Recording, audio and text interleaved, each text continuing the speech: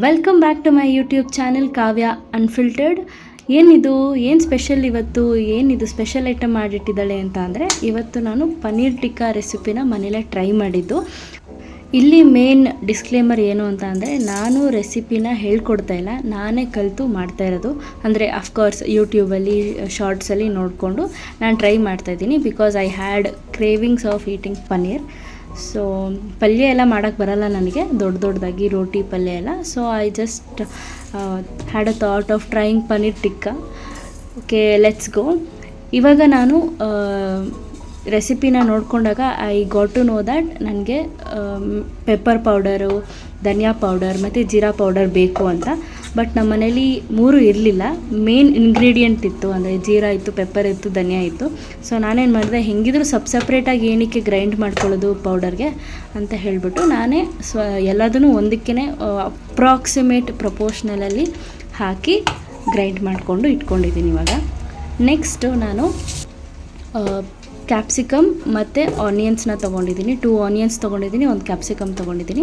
And ಇದನ್ನು ನಾನು ಬರೀ ನನಗೆ ಅಪ್ಪಂಗೆ ಮಾತ್ರ ಮಾಡ್ತಾ ಇರೋದು, ಬಿಕಾಸ್ ಅಮ್ಮ ಮನೇಲಿಲ್ಲ, ಊರಲ್ಲಿದ್ದಾರೆ.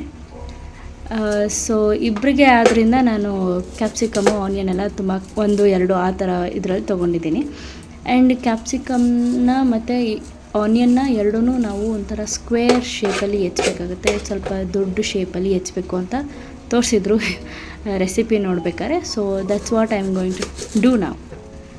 ನಾನು ಇಲ್ಲಿ ಕ್ಲಾರಿಫೈ ಮಾಡಬೇಕು ಏನು ಅಂತ ಅಂದರೆ, I am just a pure learner of cooking right ನಾವು. ನಾನು ಇನ್ನೂ ತುಂಬ ಕಲಿಬೇಕು ಕುಕಿಂಗ್ ಸ್ಕಿಲ್ಸಲ್ಲಿ, ಕುಕಿಂಗ್ ಮಾಡೋದ್ರಲ್ಲಿ.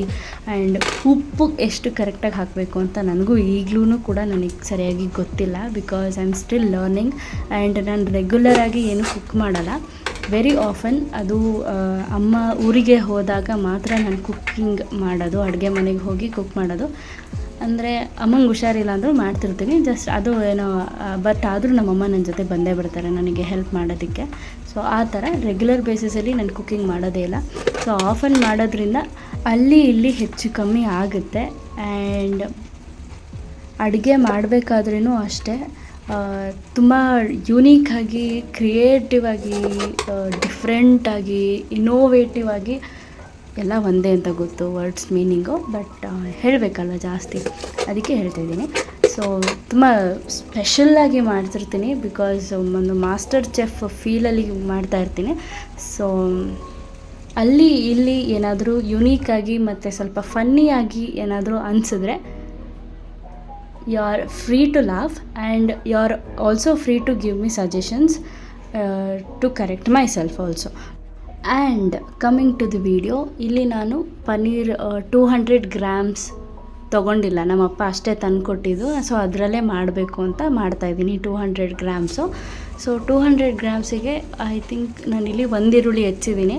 ಅದಾದಮೇಲೆ ಗೊತ್ತಾಯಿತು 1 ಈರುಳ್ಳಿಗೆ ಸಾಕಾಗಲ್ಲ ಅಂತ ಹೇಳ್ಬಿಟ್ಟು ಇನ್ನೊಂದು ಈರುಳ್ಳಿನೇ ಹೆಚ್ಚಿದ್ದೀನಿ, ಅದನ್ನು ತೋರಿಸಿದ್ದೀನಿ. You will see it that later. Okay,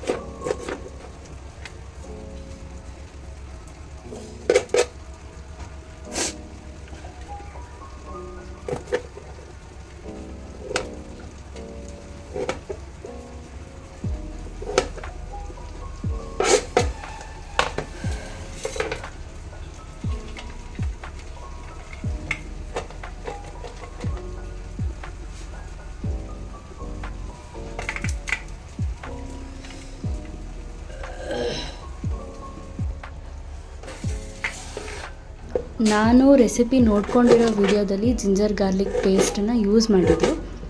but ನಮ್ಮ ಮನೇಲಿ ಜಿಂಜರ್ ಗಾರ್ಲಿಕ್ ಪೇಸ್ಟ್ ಯೂಸ್ ಮಾಡಲ್ಲ, ಡೈರೆಕ್ಟಾಗಿ ಜಿಂಜರ್ ಆ್ಯಂಡ್ ಗಾರ್ಲಿಕ್ನ ಯೂಸ್ ಮಾಡ್ತೀವಿ.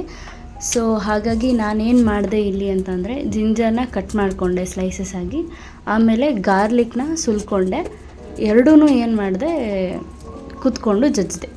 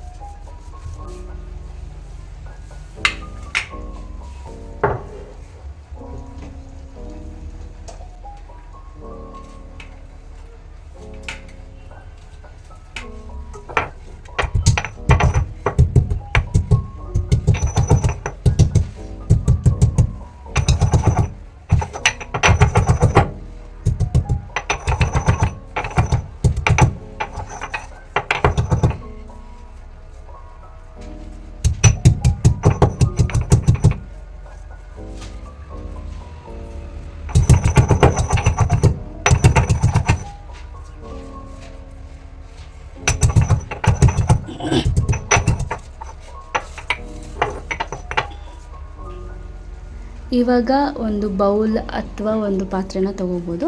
ನಾನಿಲ್ಲಿ ಬೌಲ್ ತೊಗೊಂಡಿದ್ದೀನಿ. ಸೊ ಅದಕ್ಕೆ ನಾನು ಮೊಸರನ್ನ ಹಾಕ್ಕೊಂಡೆ, ಬಿಕಾಸ್ ನಾನು ನೋಡ್ಕೊಂಡಿರೋ ವಿಡಿಯೋದಲ್ಲಿ ಹಾಗೆ ತೋರಿಸಿದ್ರು. ಇದಕ್ಕೆ ಬೇಸನ್ ಪೌಡರ್, ಐ ಮೀನ್ ಕಡಲೆಬೇಳೆ ಹಿಟ್ಟನ್ನು ಆ್ಯಡ್ ಮಾಡ್ತಾರೆ ಅಂತ ಅನ್ನಿಸ್ತು. ಬೇಸನ್ ಪೌಡರ್ನು ಆ್ಯಡ್ ಮಾಡ್ತಾರೆ ಅಂತ ಅನ್ನಿಸ್ತು. ಬಟ್ ನಾನಿಲ್ಲಿ ಆ್ಯಡ್ ಮಾಡೋದು ಮರ್ತೋಗ್ಬಿಟ್ಟೆ, ಐ ಆಮ್ ಸಾರಿ. ಸೊ ಡೈರೆಕ್ಟಾಗಿ ನಾನು ಮಸಾಲೆಸ್ ಹಾಕ್ಕೊಳ್ಳೋದಕ್ಕೆ ಶುರು ಮಾಡಿದೆ. ಫಸ್ಟ್ ನಾನು ಹಾಕ್ಕೊಂಡಿದ್ದು ಮಸಾಲೆ ಗರಂ ಮಸಾಲೆ, ನೆಕ್ಸ್ಟು ಖಾರ ಪುಡಿ, red chilli powder and turmeric. ಅದಾದಮೇಲೆ ನಾನು 3 ಇಂಗ್ರೀಡಿಯೆಂಟ್ನ ಜೊತೆಗೆ ಗ್ರೈಂಡ್ ಮಾಡಿದ್ನಲ್ಲ ಅದನ್ನು ಹಾಕ್ಕೊಂಡೆ. ದಟ್ ಈಸ್ ಪೆಪ್ಪರ್, ಧನಿಯಾ ಆ್ಯಂಡ್ ಜೀರಾ.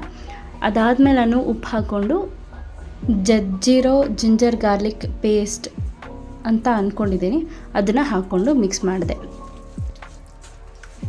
ಆ್ಯಂಡ್ ನನಗೆ ಸೀರಿಯಸ್ಸಾಗಿ ಗೊತ್ತಿಲ್ಲ 1/4 ಲೀಟ್ರ್ ಮೊಸರಿಗೆ ಎಷ್ಟು ಪ್ರಪೋರ್ಷನಲ್ಲಿ ಹಾಕಬೇಕು ಅಂತ. ಆ್ಯಂಡ್ ನನ್ನ ಪ್ರಪೋರ್ಷನ್ ಇದ್ರೂ ನೀವೇ ನನಗೆ ಸಜೆಸ್ಟ್ ಮಾಡಿದ್ರೂ ನನಗೆ ಅದು ಬರಲ್ಲ. ಬಿಕಾಸ್ ಅದು ನಾನು ಕುಕ್ಕಿಂಗ್ ಕಲಿತಿರ್ಬೇಕಾದ್ರೆ ನಾನು ಯಾವ ಪ್ರಪೋರ್ಷನ್ಸ್ನೂ ಯೂಸ್ ಮಾಡಿಲ್ಲ. ಸೊ ಇವಾಗಲೂ ನನಗೆ ಕುಕ್ ಮಾಡ್ಬೇಕಾದ್ರೆ ನನ್ನ ಪ್ರಪೋರ್ಷನ್ಸನ್ನು ಯೂಸು ಮಾಡೋದಿಲ್ಲ.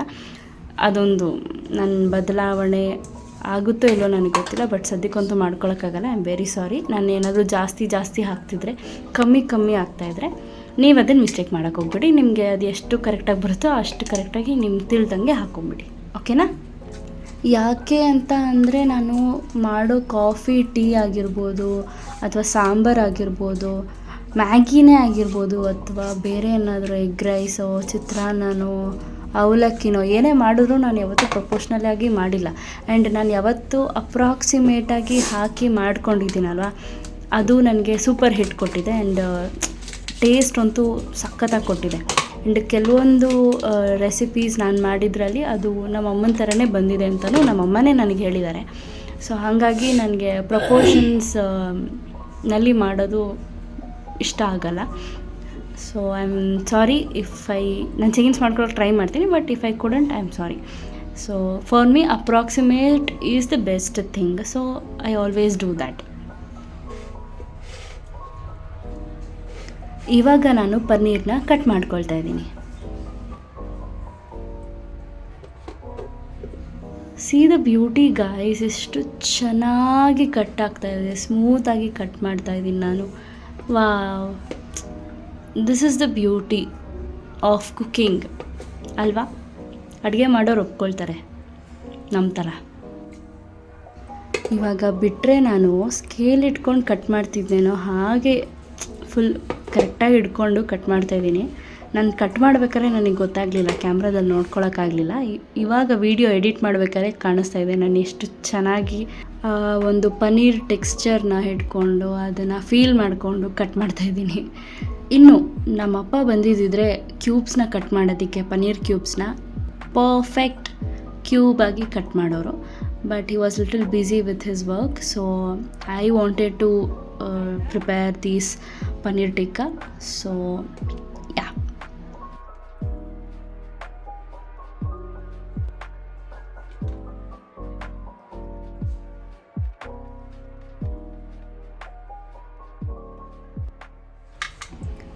So this is how the cubes right ನಾವು. ಆ್ಯಂಡ್ ಆವಾಗಲೇ ಹೇಳಿದೆ ಅಲ್ವಾ, ಬ್ರೈನ್ಲೆಸ್ ಥರ ಒಂದೇ ಈರುಳ್ಳಿ ಹೆಚ್ಚಿದ್ದೆ ನಾನು ಅಂತ. ಇವಾಗ ಹೆಚ್ಚ್ತಾ ಇದ್ದೀನಿ ಪನ್ನೀರನ್ನ ನೋಡಿ, ಬಿಕಾಸ್ ನನಗೆ ಡೌಟ್ ಇತ್ತು ಪನ್ನೀರ್ ಕ್ಯೂಬ್ಸ್ ನಾನು ಜಾಸ್ತಿ ಕಟ್ ಮಾಡಿದ್ರು ಮಾಡ್ಬೋದು ಅಂತ. ಸೊ ಅದು ಹಾಗಾಗಿ ನಾನು ಒಂದೇ ಈರುಳ್ಳಿ ಹೆಚ್ಚಿದ್ದೆ, ಲೆಟ್ಸ್ ಸಿ ಅಂತ. ಸೊ ಇವಾಗ ಬೇರೆದು ಇನ್ನೊಂದು ಹೆಚ್ಚ್ತಾ ಇದ್ದೀನಿ. ನೆಕ್ಸ್ಟ್ ಕೊತ್ತಂಬರಿ ಸೊಪ್ಪು ನಾನು ನೋಡ್ಕೊಂಡಿರೋ ವಿಡಿಯೋದಲ್ಲಿ ಆ್ಯಡ್ ಮಾಡಿದರು, ಸೊ ನಾನು ಆ್ಯಡ್ ಮಾಡ್ತಾಯಿದ್ದೀನಿ. ನೀವು ಆ್ಯಡ್ ಮಾಡ್ಕೊಳ್ತೀರಾ ಅಂದರೆ ನೀವು ಆ್ಯಡ್ ಮಾಡ್ಕೊಳ್ಳಿ.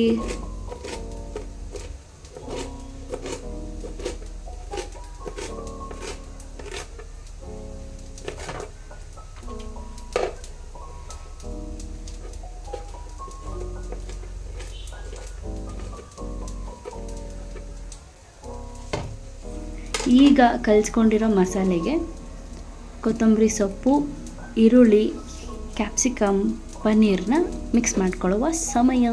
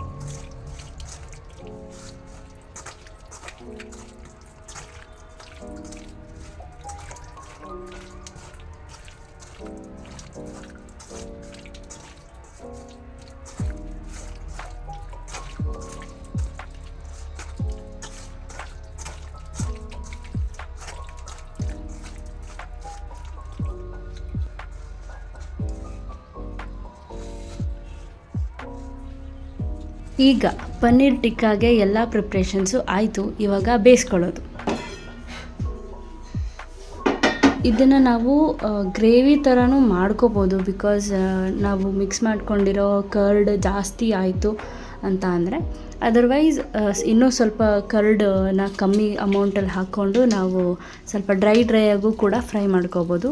ನಾನು ಇಲ್ಲಿ ಏನು ಮಿಸ್ಟೇಕ್ ಮಾಡಿದೆ ಅಂದರೆ ಪೂರ 1/4 ಲೀಟ್ರು ಹಾಗೆ ಹಾಕ್ಬಿಟ್ಟಿದ್ದೀನಿ. ನನಗೆ ಸ್ವಲ್ಪ ತೆಗಿಬೇಕಿತ್ತು, ಅಂದರೆ ಕಮ್ಮಿ ಹಾಕಬೇಕಿತ್ತು 1/4 ಲೀಟ್ರ್ಗಿಂತ ಅಂತ ಅನ್ನಿಸ್ತು. ಬಿಕಾಸ್ ಅದು ಈ ಥರ ಪ್ಯಾನ್ ಮೇಲೆ ಬೇಯಿಸಿದಾಗ ಅದು ಗ್ರೇವಿ ಸಸ್ಟೈನ್ ಆಗೋಲ್ಲ. ಅದು ಫ್ರೈ ಮಾಡೋದೊಂದೇ ಮೇನ್ ಇಂಟೆನ್ಷನ್ ಆಗಿರೋದ್ರಿಂದ ಸ್ವಲ್ಪ ಗ್ರೇವಿ ಟೈಪ್ನ ಕಮ್ಮಿ ಮಾಡಬೇಕು. ನಾನು ಕಮ್ಮಿ ಮಾಡಲಿಲ್ಲ, ಹಾಗೆ ಹಾಕ್ಬಿಟ್ಟೆ. ಇಲ್ಲಿ ಪ್ಯಾನ್ ಮೇಲೆ ಫ್ರೈ ಮಾಡ್ಕೊಳ್ಳೋಕ್ಕೂ ಮುಂಚೆ ಆಯಿಲ್ ಅಥವಾ ಬೆಣ್ಣೆ ಅಥವಾ ತುಪ್ಪನ ಹಾಕ್ಕೋಬೋದು. ತುಪ್ಪ ಸ್ವಲ್ಪ ಖಾಲಿಯಾಗೋಗಿತ್ತು, ಎಣ್ಣೆ ಇತ್ತು, ಬೆಣ್ಣೆನೂ ಇತ್ತು. So I thought why not ಬೆಣ್ಣೆ ಅಂತ ಅಂದ್ಕೊಂಡು ಬೆಣ್ಣೆ ಹಾಕ್ಕೊಂಡು ಐ ಸ್ಟಾರ್ಟೆಡ್ ಫ್ರೈಯಿಂಗ್.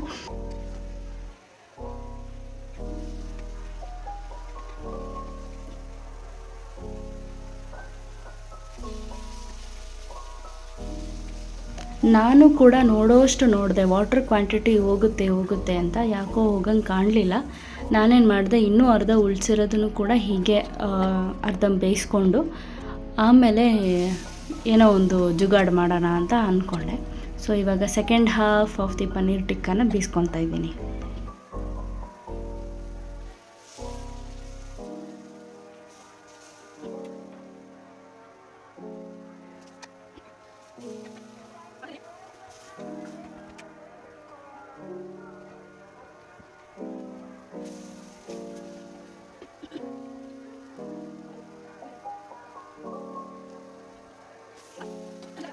ಇಲ್ಲಿ ನಾನು ಏನು ಕವರ್ ಅಪ್ ಮಾಡಿದೆ ಅಂದರೆ, ಈಗ ಆಲ್ರೆಡಿ ಅರ್ಧ ಬೆಂದಿರೋ ಪನ್ನೀರ್, ಆನಿಯನ್ ಮತ್ತು ಕ್ಯಾಪ್ಸಿಕಮ್ನ ಒಂದು ಕಡೆ ಎತ್ತಿಟ್ಕೊಂಡು ಇವಾಗ ಚೆನ್ನಾಗಿ ಪ್ಯಾನ್ನ ಏನು ಮಾಡಿದೆ ತೊಳೆದ್ಬಿಟ್ಟು ಮತ್ತೆ ಹೀಟ್ ಮಾಡಿ ಕ್ಲೀನಾಗಿ, ಮತ್ತು ಎಣ್ಣೆ ಹಾಕಿ ಅದ್ರ ಮೇಲೆ ಓನ್ಲಿ ಪನ್ನೀರನ್ನ ಮಾತ್ರ ನಾನು ಇಟ್ಕೊಂಡು ಹೋದೆ.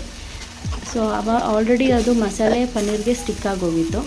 ಇನ್ನೇನು ನನಗೆ gravy type, water quantity type ಏನೂ ಬರಲ್ಲ ಅಂತ ನನಗೆ ಇಲ್ಲಿ ಇಡಬೇಕಾದ್ರೇ ಗೊತ್ತಾಯಿತು. So here the exact frying thing will happen ಅಂತ ನನಗೆ ರಿಯಲೈಸ್ ಆಗಿ I continued this.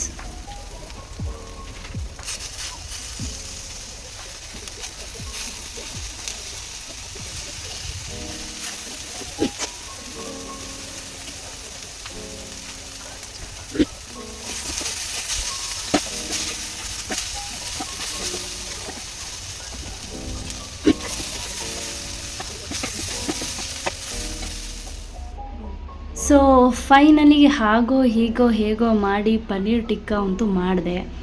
And paneer tikka ಒಂದು ಬಾಯಿಗಿಟ್ಕೊಂಡೆ, ಸಖತ್ತಾಗಿತ್ತು. ಮಸಾಲೆ ಅಂತೂ ಸೂಪರಾಗಿತ್ತು. ಒಂಚೂರು ಹೆಚ್ಚು ಕಮ್ಮಿ ಆಗಿತ್ತು ಅಂತ ನನಗೆ ಅನ್ನಿಸ್ತು somewhere, but all over it was 80-90% good. And ಅಪ್ಪಂಗೂ ತೋರಿಸ್ದೆ, ಅಪ್ಪಂಗೂ ಕೊಟ್ಟೆ. ಅವರು ಚೆನ್ನಾಗಿ ಮಾಡಿದ್ಯಾ ಅಂತ ಅಂದರು. And this is how it is. So video ಪೂರ್ತಿ ನೋಡಿದ್ದಕ್ಕೆ ಥ್ಯಾಂಕ್ ಯು.